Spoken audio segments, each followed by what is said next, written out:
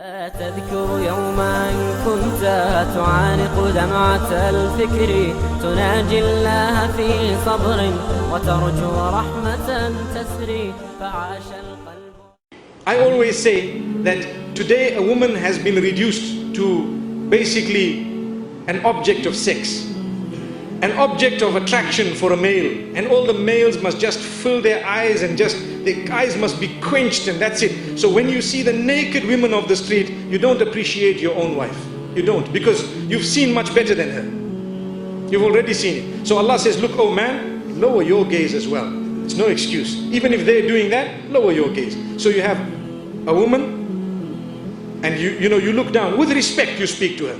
It doesn't mean, there was a story of one of the mashayikh, one of the scholars. He mentions a story that there was a man in the United States. He was a religious preacher. He entered a lift, young man. And when he was in the lift, the lift stopped at a certain floor. And the female entered it. She was semi-nude. And he looked down and he did not look at her. And she was agitated, irritated. First time in her life, somebody's not looking. And she's stamping, and she's doing, trying to make a noise, and the two of them are alone in the lift. And he just looks down, he doesn't say a word. His lift stopped, she wanted to go higher. When he came out, she came out behind him. This is a true story. She came out behind him and she created a discussion. Hey, you know what? I'm very offended. Am I so bad, so dirty, so ugly that you couldn't even look? Now she's being honest. This is how the women have been trained, that you need to attract men at large. You need to attract men at large. So am I this, that you couldn't even look, you couldn't even... And he says, look my sister, you know what, I'm a Muslim. I respect you so much, really. And I have a wife, and I have this, and I have that. And I am, and I don't want to insult myself and yourself by, staring at you, and what am I going to gain by it? And he explained to her in a beautiful way.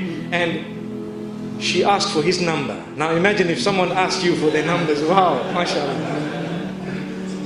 And respectfully the man agreed, and he felt that, I will get the people in touch with her and explain. After some time, she accepted Islam.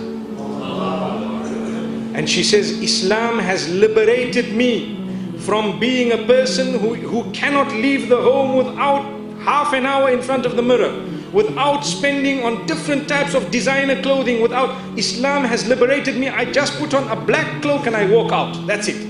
I just put on a cloak. And it doesn't have to be black, but the dark colors are better, because it makes you less conspicuous. Imagine you have the abayas which are pastel green and pastel orange. I don't think it would go down well. Subhanallah.